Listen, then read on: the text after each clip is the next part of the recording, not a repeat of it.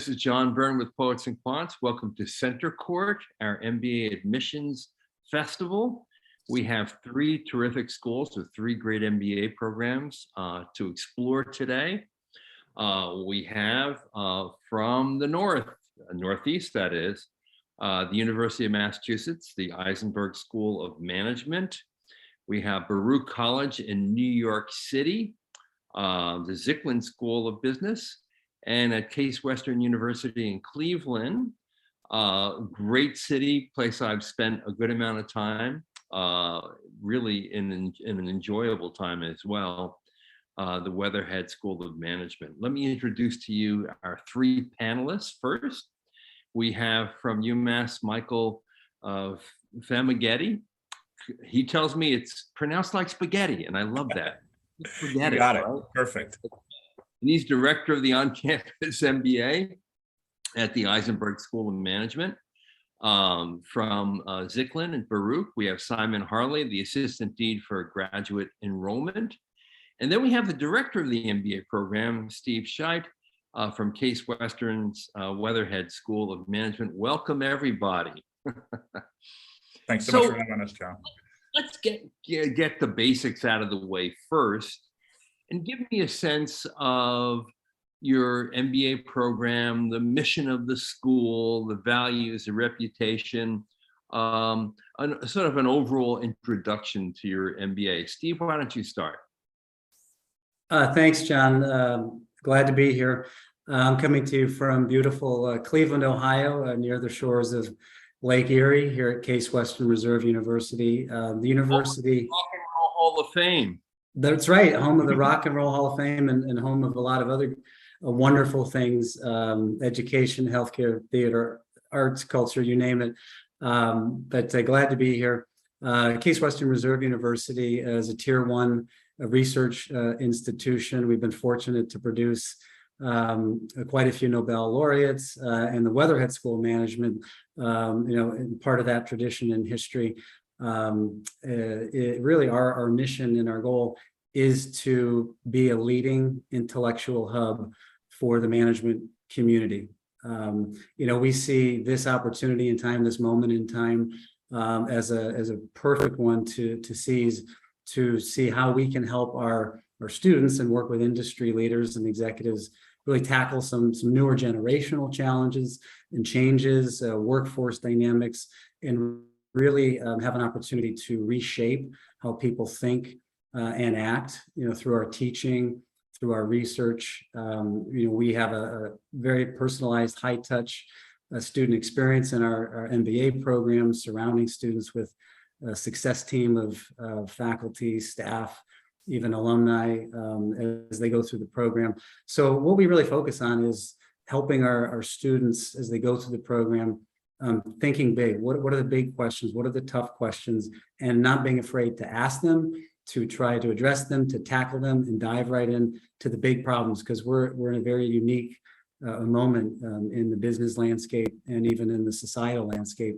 And we want our students to advance business, but ultimately, not only for the betterment of their careers and their professional trajectories, and having a successful vocation and life journey, but really the betterment of society. How can we raise the level of learning, the level of experience, and positivity for the society in which we live, learn, work, play? So that's kind of our philosophy on learning, leading, and thinking beyond us, beyond campus, and beyond geography. And I'll just add two other little things. I should mention that Cleveland, of course, is the home of the Cleveland Clinic, which is a world-class medical facility that is second to none in the world. And I'll also add the fact that Cleveland is just a great city, really. I mean, you have a fantastic park, a really great museum there, and it's a great place to be. I sometimes say it. It always pleasantly surprises people who are not as familiar or haven't been here for a while or don't know much about it. But it is a wonderful place. So thank you for that, John. And there's no question you have the most unique business school building in the world, designed by a very famous architect. Right. Frank Gehry designed building, and really symbolizes what we want to do here, this thinking forward and innovatively, and wanted the physical space to mirror that, just to create that energy, that dynamism, the movement, growth. So yeah, the Peter B. Lewis building here on campus. And Michael, I've spent a good amount of time up at UMass in Amherst, because one of my daughters has both a bachelor's degree and a master's degree from UMass. So I know your territory well and really love that area of the country. Michael, tell us about Isenberg. Yeah, thanks, John. And thanks for having me. Right now, really beautiful place to be, especially in the fall when all the leaves are changing color. So, a little bit, removed from a big city atmosphere. We definitely have that college town vibe, New England college town vibe going on here, but we're close enough to Boston and New York to be within striking distance of a day's journey, which is really great. About an hour and 45 minutes from Boston by car, and a little over 3 to New York City. So many of our students do make day trips into both cities on a relatively regular basis. At Isenberg, we're really committed to providing students with the education and experience that will make them effective, inclusive, and change agents in whatever path they choose. And that's kind of across all of our degree programs. So that's what we're looking at undergrads with our MS programs, our MBA too. So that's kind of our overarching mission, if you will. And we're a public institution. So really at the core of what we're doing is kind of that intersection of value and kind of worth for the student's time, right? So we're also a professional degree, meaning that we've kind of designed around being a professional degree, meaning that the class and the work that the students are doing is meant to be applied right away, actually, in some of our experiential learning classes and sessions. And I think our students kind of carry a reputation of doers, folks who are not afraid to get involved, get started, and get to work. They're kind of known for being hardworking, thoughtful, and dedicated folks. And that's kind of, I think, our values, I would say. One thing I remember too, and this may have changed, but you'll correct me if I'm wrong. MBAs at your school, first off, it's a very small, intimate class, full-time MBAs. Mm-hmm. But one of the interesting aspects is that you can get sort of work at the school that pretty much offsets the value, the cost of your tuition. Is that still true?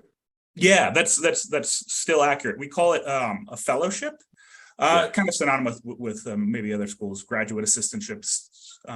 It's not a teaching assistantship, so it's not in support of a faculty. But what we actually do is we have our students work on projects that are critical, kind of to the infrastructure and the strategic mission of the school, kind of advancing the school, in different kind of buckets or silo of work. So we have fellows who work in marketing analytics, fellows who work with our Institute for Applied Life Sciences, helping folks in that institute kind of bring to life and bring to business their technology.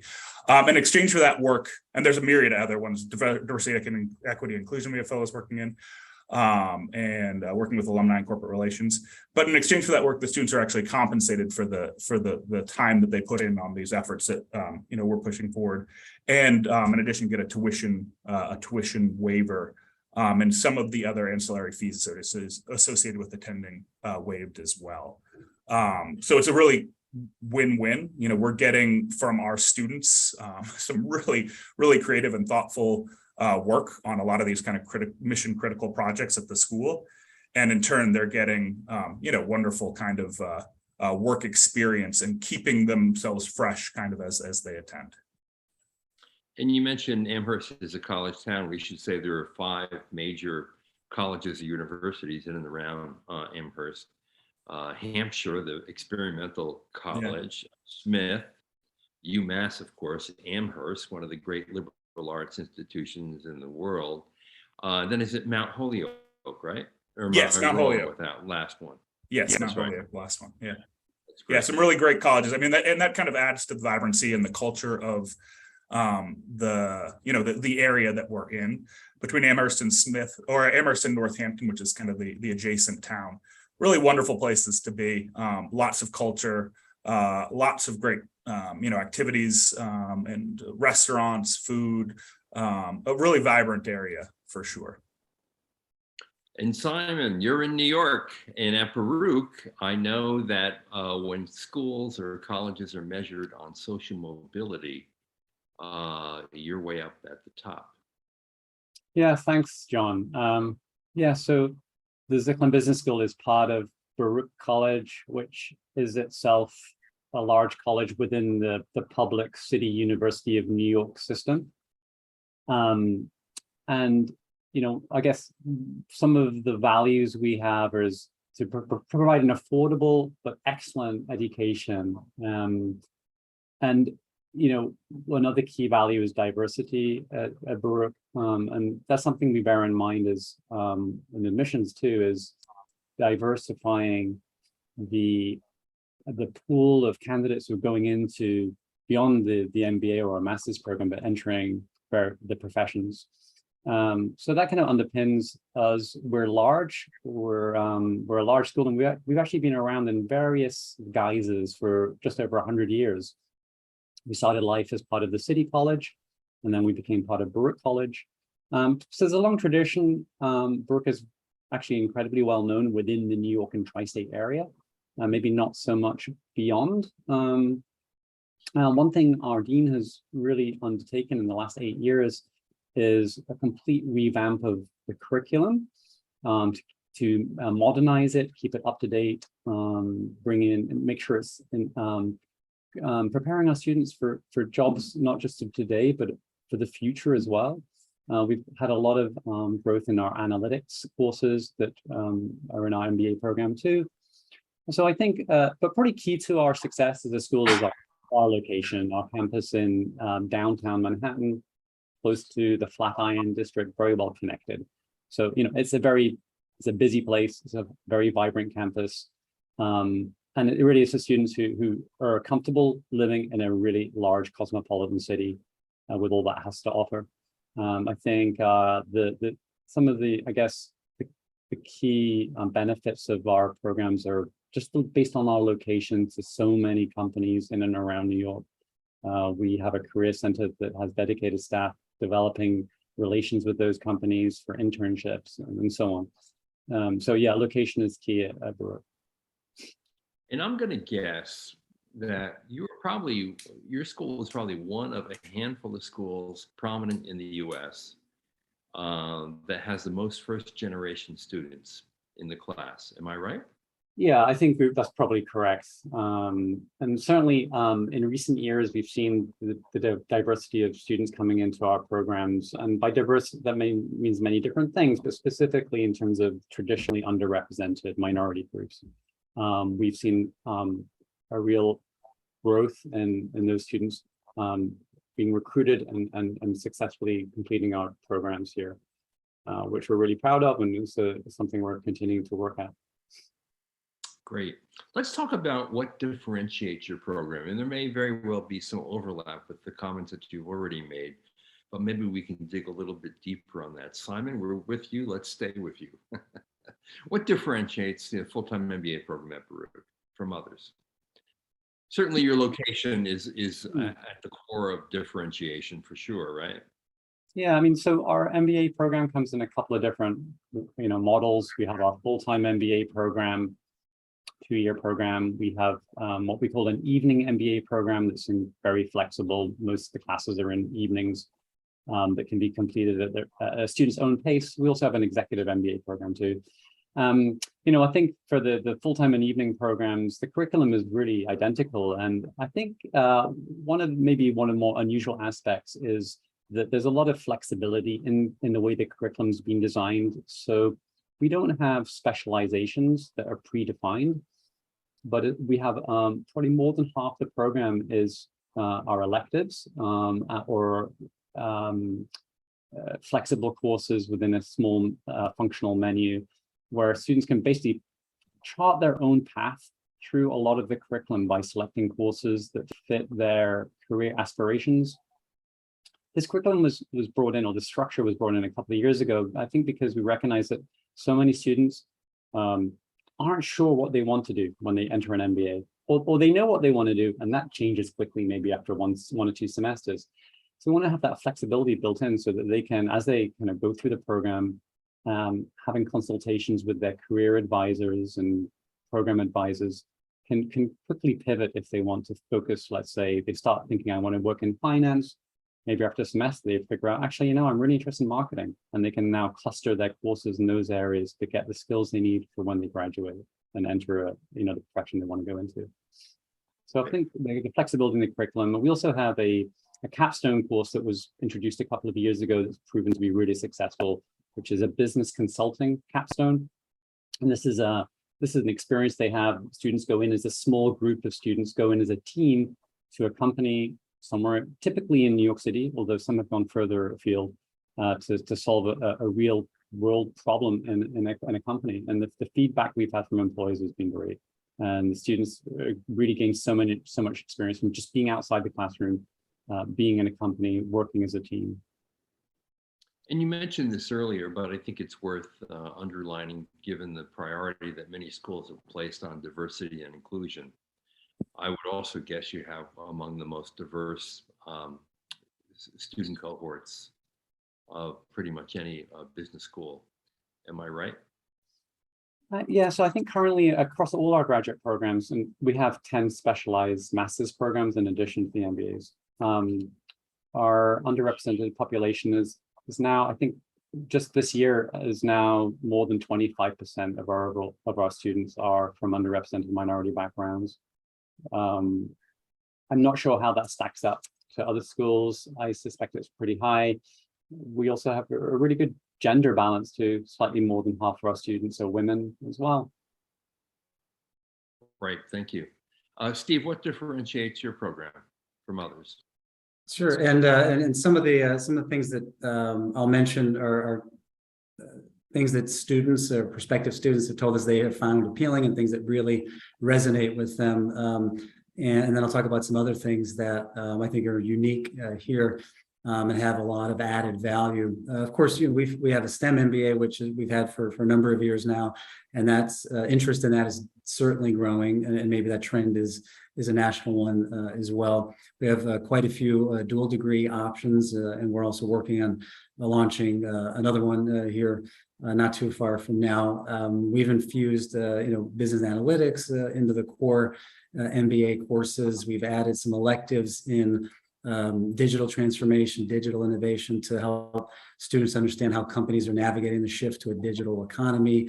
One of the things that students and alumni tell me time and time again is some of the softer skill development, some of our focus on leadership development, organizational behavior, and that certainly offsets the traditional quant based core that's foundation for MBA programs. But we have a semester-long course called LEAD, where students engage initially in self-discovery through 360 feedback, surveys, inventories, working with a professional coach. They work one-to-one with a professional coach during the semester.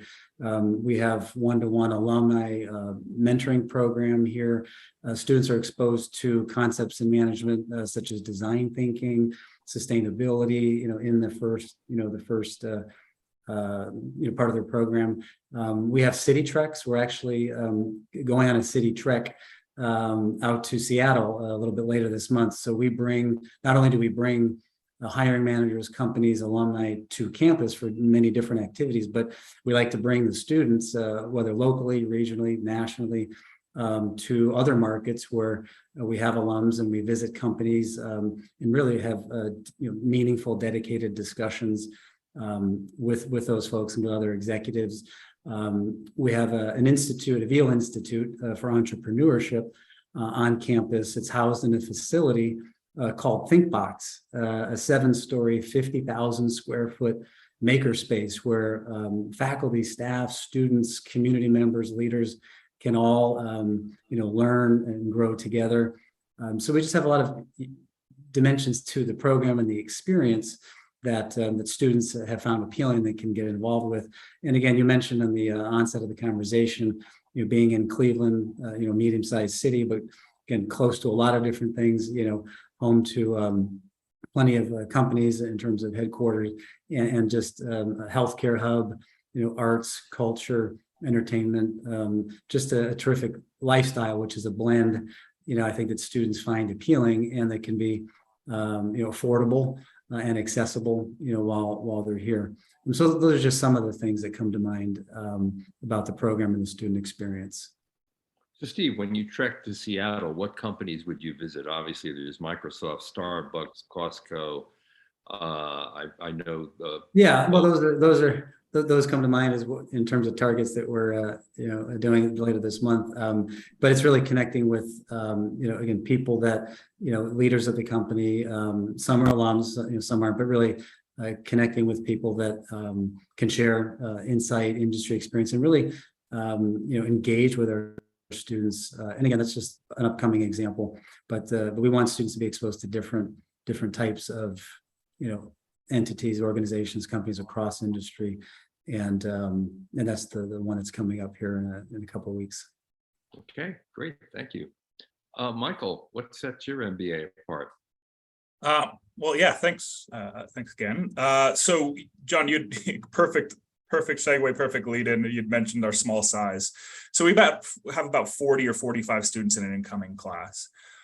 What I think is really optimal for that, though, is that we with that, we're able to offer a lot of tailored experiences for our students and tailored career advice, tailored classes, but we're also able to leverage a really large school that we're in. We have about 4,500 undergraduates at Isenberg, just at Isenberg, the business school, 1,500 or so online MBA students, several MS programs as well. So we have kind of the resources of a really large institution, and that's just Isenberg, not to mention all of UMass Amherst, resources of a really large institution that are kind of at the disposal of our really small cohort where we're offering this really tailored kind of experience for. We talked a little bit about the fellowship. Obviously, that's unique and different. It kind of puts everybody on the same foot when they get to school. So there's not, everybody's kind of coming in the same space, right? Which is really helpful to kind of it's important to say that this is a fellowship that's not only available to a handful of people, that most of your cohort actually has a fellowship, right? Oh yeah, the full core MBA students who are just doing the core MBA are offered a fellowship with admission. Some of the dual degrees, there's some different funding that we do with some of the dual degrees, which is a smaller subset. About 25% of our students are doing dual degrees. That there can be some ancillary expenses associated with those, getting that second degree on top of the MBA. So yeah, fellowship model. So we have, we build great relationships with our students because we are actually working with them on projects as well as instructing them in the classroom. We have a really heavy emphasis on experiential learning, which I think, a lot of my colleagues here have talked about. We spend our first spring semester, so after the fall intake, the first spring semester, half of the class time, half of the grade for all 4 of the core classes taught that semester is associated with what we call the integrated practicum, where we consult with a local area, small business or not-for-profit, and we actually purposefully select small businesses because we really want our students to have a holistic view on how the whole business operates and works together, and the integration points of all those different courses that they're being taught in that spring semester, which revolve around strategy, marketing, information technology, human resources, and ops. How those things all those levers that you can pull to kind of get that general management view of an organization, which I think, really is invaluable to an MBA's experience. A lot of our folks coming in with deep functional knowledge in one area or discipline or another, really what they're looking for in an MBA is kind of that general management, understanding how these things integrate, right? We also have a lot of flexibility too on kind of completing the degree. So folks can complete our degree aligned with our online MBA in 37 credits, which amounts to the first 2 semesters plus 2 additional classes, which can be completed online, or folks can stay for the 2 full years, and fellowships are offered for those 2 full years. But we found that, folks are offered internships after, or offered jobs post-internship, and they wanted to take them. They didn't want to necessarily delay another year of coming back to school. So students our students are able to say, I would love to come back for another year, but let me finish this degree online so I can get started on my job right away. We also just started, and this is a real great trend that's going around in other MBA programs. We have a dual degree that's STEM certified as well. It would take 2 years, but for international students, that STEM certification is huge, and it means everything for them and their employment opportunities post-graduation. So we've been able to accommodate that with our MBA plus MS in business analytics degree. And we should mention that you have one of the larger and highly ranked online MBA programs. Yeah. It's been around for a while. Yes. Very successful program, in fact. Yeah. And since we're with you and you mentioned the size of your incoming cohort, I wonder if you might give us a little more detail about the latest class, like where are they from, location-wise, what's the gender split, how many are international, what kind of industries are represented in that class, that kind of thing. Well, fortunately, I don't keep all these numbers top of mind, but I have them written down over here, John. So I might be peeking over here on some occasion. So we were at 43% female to male, which is actually a little atypical. Over the last several years, we've been about equal in that regard, and that's kind of been great for us. We have a little bit more work experience on average, I'd say, than other MBA programs. We really value work experience because I think, a lot of the experience of doing a graduate program is the strength of the cohort that you're doing it in and what they're bringing to the table in terms of the instruction and learning. So we average about 9 years professional work experience. That's an average. Obviously, there's a range associated with that average, but we typically need 3 or more years work experience, I think, to really get kind of to be able to not only, be able to take on the learning, but also to be reflective upon the work experience you have had when you're in the classroom, which I think is invaluable for our students. I think we had an uptick in international students this year because our yield was quite a bit higher because of that dual degree offering. We typically look to get about 1/3 of our students be international, with the remaining 2/3 being domestic. This year, we're about 38% international, and it was just due to a higher yield based on that dual degree. About 20% of our students do a dual degree, so an MBA plus the MSBA or the new MSBA, or our very popular dual in sport management, where we actually got #1 ranking by Sport Business Journal for that program. But in terms of the students that we're bringing in, it's a small size, so we're really cognizant and aware of kind of bringing folks in from diverse backgrounds, because we don't want to have kind of that one mind kind of in the classroom. Again, folks are learning from each other. So we're ensuring that we're getting, folks from all sorts of backgrounds in terms of work experience, life experience in the classroom. We have IT professionals, data scientists. There's a couple of Fulbright scholars. We have some doctors who were working on the front lines of COVID last few years, chemical engineers. We have a sports broadcaster, famous sports broadcaster from another country. We have a classically trained classical guitarist turned social media marketer. We have a person who came in that was just so interested in this, who was a name, image, and likeness consultant for student athletes, because that's a new business opportunity for some students, and it's just a really interesting field. So just all sorts of different backgrounds and experience. And again, I think through that, the students are able to learn quite a bit from each other, and we're, that's part of what we do. So your international group, is that a record number, 38%? Since I've been here, I don't have the data farther back. I think a little farther back, we were probably higher international percentage, but since I've been here, certainly. We usually hover in the high 20s to 30s. We're pretty tight with our numbers usually, because we're able to be a little bit selective based on the applications and the number of students that we yield. So we're pretty tight usually within those outset percentages that we're looking for.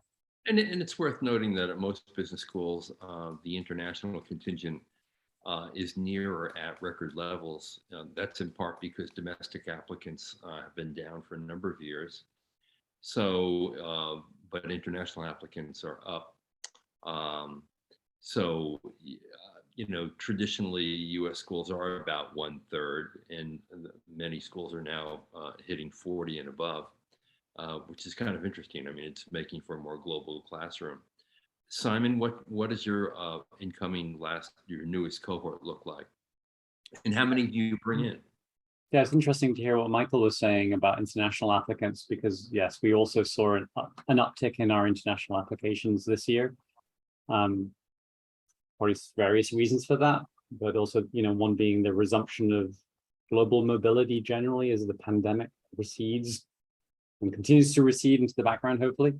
So yeah, and the more favorable administration toward granting student visas and welcoming people from all over the world. That's a really good point.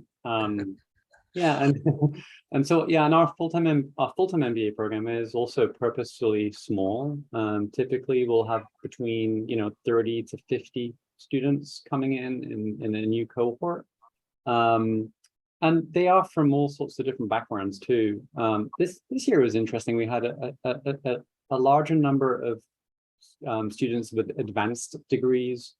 So we had a pharmacist, a lawyer. I think around almost a third of our students had some sort of advanced degree. Oh, we had a journalist as well. And I think that's interesting and maybe shows the kind of uptick in career changes. People's maybe professions, jobs have been disrupted still by the pandemic, and they're thinking about re-gearing and their kind of professional goals. We also had about 3/4 of our students come in without a business major or economics major in the undergraduate degree. So it's a real range of different academic backgrounds.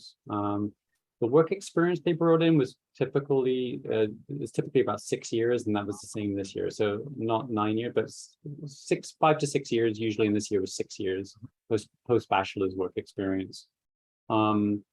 And they're coming from all sorts of pre-MBA industries, including the arts, nonprofits.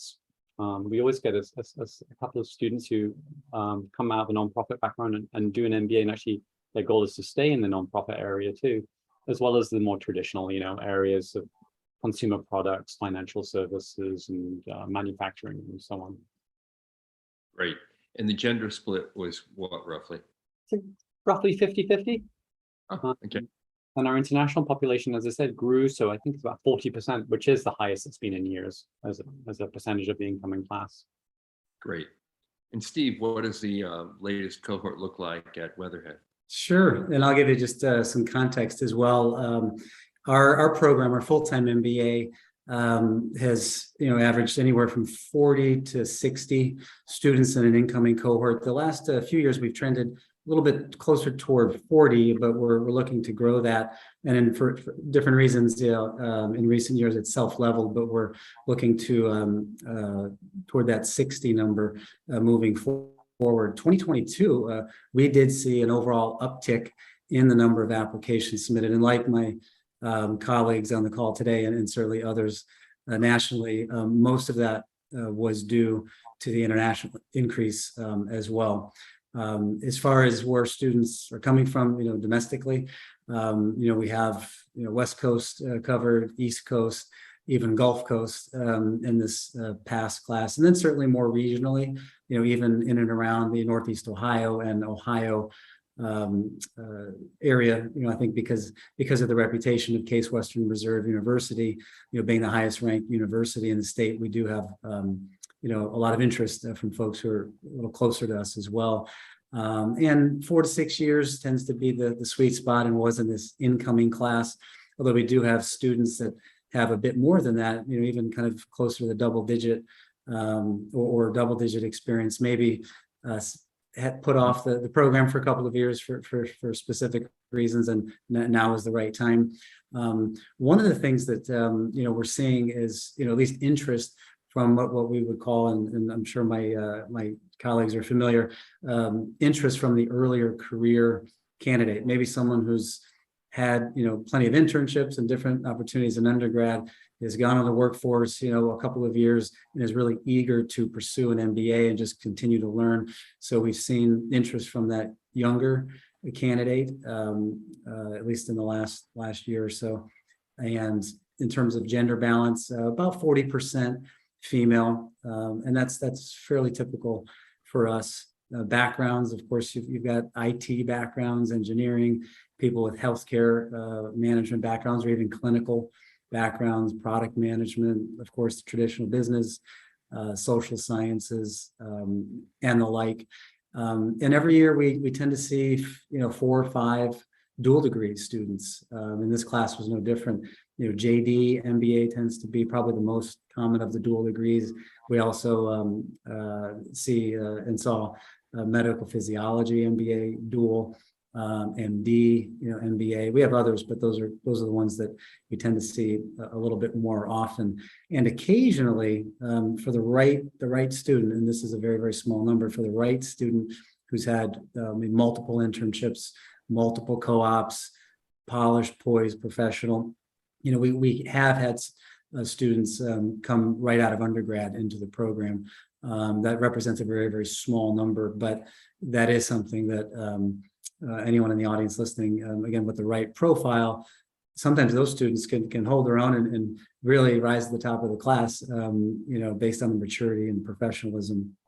So again, we're looking to grow toward that 60 number, and that was a quick snapshot of some of the profile characteristics of this most recent class.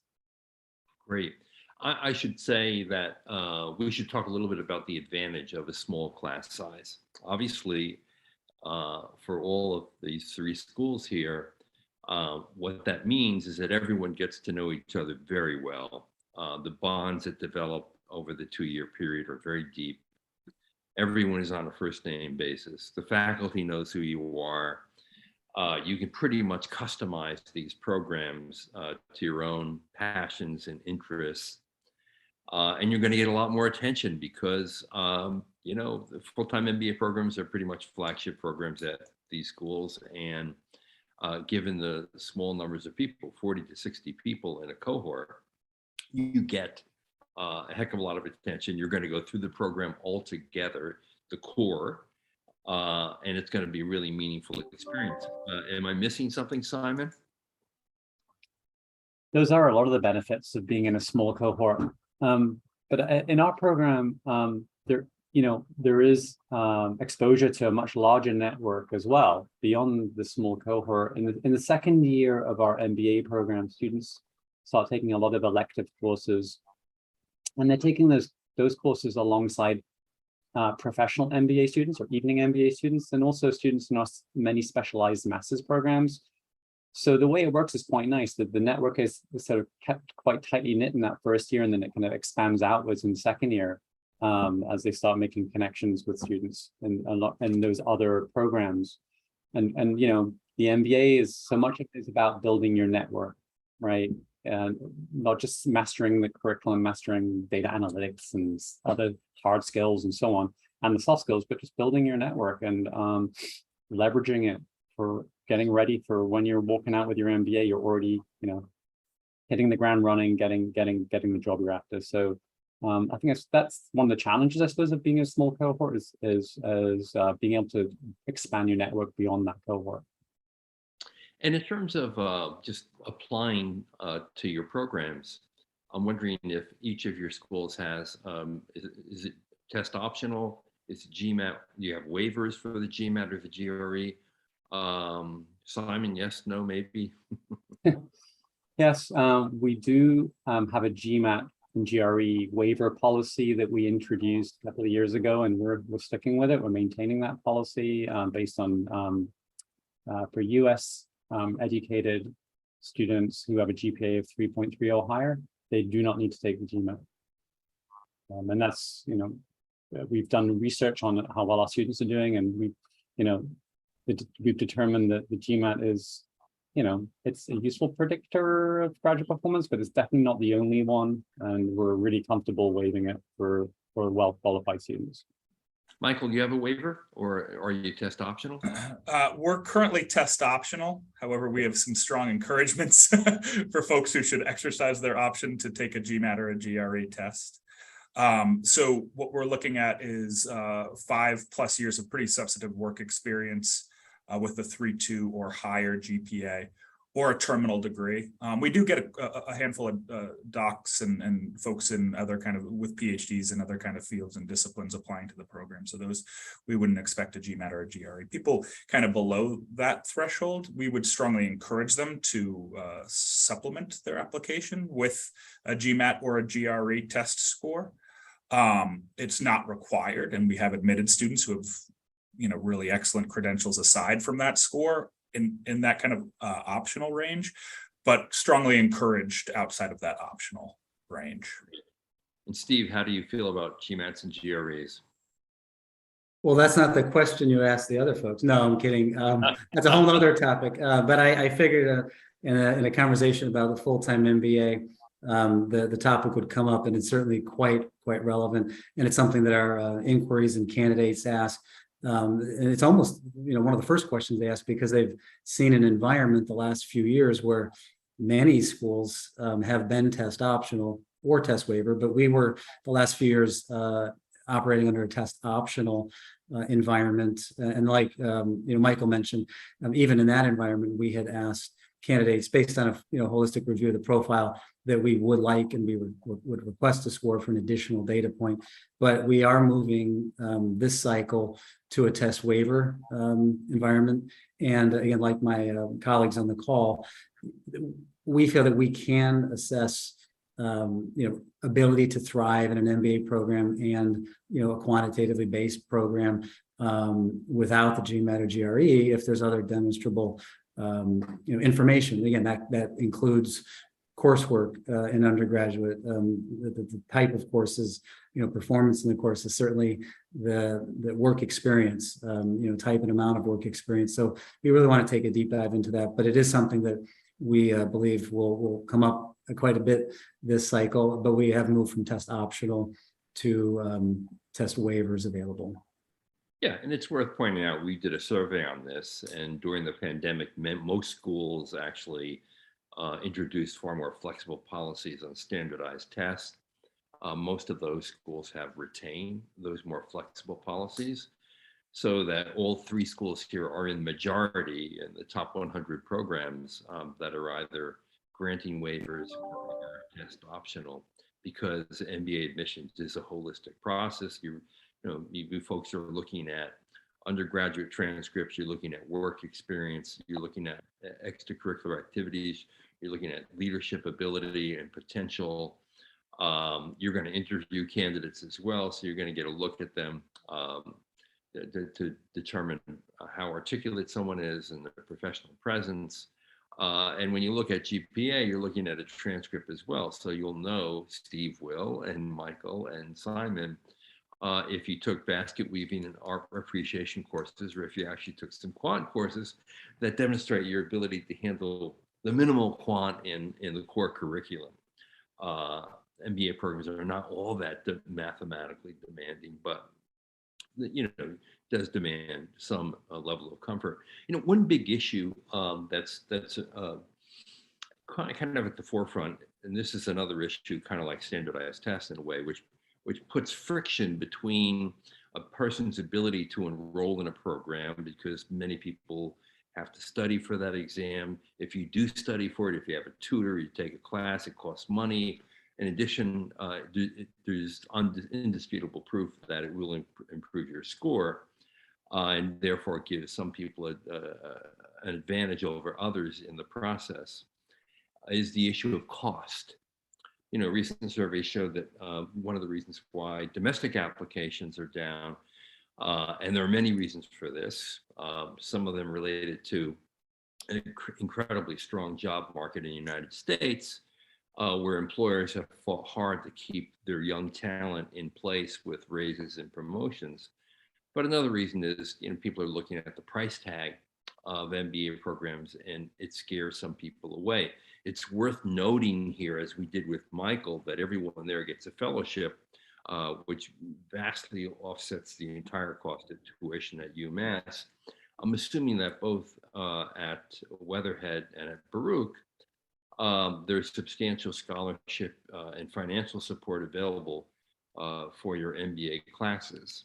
Am I right? Steve? Sure. Yeah, I'll start. Thanks, John. Absolutely. And we acknowledge the investment in graduate education, certainly graduate business education, is a substantial one, especially for someone leaving the workforce, for 20, 21 months. Absolutely, it comes up all the time. And we are committed because we know many of these students or candidates who are looking at MBAs, many of them already have undergraduate debt, and they're looking at how can I add more, or how can I manage this? So that's something we understand fully. And virtually everyone admitted into the full-time MBA will receive a partial scholarship. There are situations where perhaps an employer might be paying for the student to go to the program, or perhaps with a post 9/11 GI Bill, yellow ribbon benefits, and some others. But candidates should know that if admitted to the program, that certainly means that the admissions committee, after fair and thoughtful review, believes that you would thrive in the program and be a great candidate and add value. So we want to invest in that opportunity to help propel that student and catapult them into the next stage. So virtually everyone who is admitted will receive some scholarship, and some students do receive, in addition to the merit-based scholarship awarded, opportunities for campus employment or graduate assistantships and so forth. So we really want to commit dollars to that. It doesn't always mean that we can meet the need of the students. We want to acknowledge performance, merit, and all the qualities someone can add and bring to the program, but we do our best to bridge that or close that gap further, so that isn't a reason someone cannot move forward, even though certainly at times that is part of the decision. But we want to commit to that 90+% scholarship allocation to our incoming classes. And Simon, at Baruch, it's a public institution and tuition is low to begin with. Is there much discounting through the form of fellowships and scholarships? Right, you're right. As a public university, our tuition is kept low by the City University of New York, which is fantastic in that it makes our MBA relatively affordable for many students who probably otherwise would find it incredibly difficult to take that opportunity. The tuition, if you're based in New York State, you're a resident in New York State, the tuition for the full 2-year program, tuition and fees, is less than $40,000. But even so, we know that New York City is not the cheapest place to live in the world. So we do offer scholarships as well to help with that. I think in the last class, about 2/3 of our incoming students received a merit-based scholarship that range between $10,000 to $30,000 for the program. Great. Yeah. Now, I could spend another hour speaking to you three, but I just want to close because we're running out of time here, and just remind everyone of a few important points. Number one, what you're looking at here at these three schools are hidden gems in the MBA landscape. Offer full-time programs, 2 years internship, good job placement rates, good starting salaries, highly affordable, intimate, deep bonds with your classmates, in 3 amazing locations. Whether you want an urban experience, how do you beat New York or Cleveland, really? And if you want a true college town experience in the Berkshires, one of the most beautiful parts of America, you can't beat Amherst and UMass. So I want to thank the three of you for really doing a great job representing your schools and the benefits of your full-time MBA experiences. Steve, Simon, and Michael, thank you for joining us today. Thank you. Much, John. Much appreciated. For all of you out there, thanks for watching. This is John Byrne with Poets and Quants.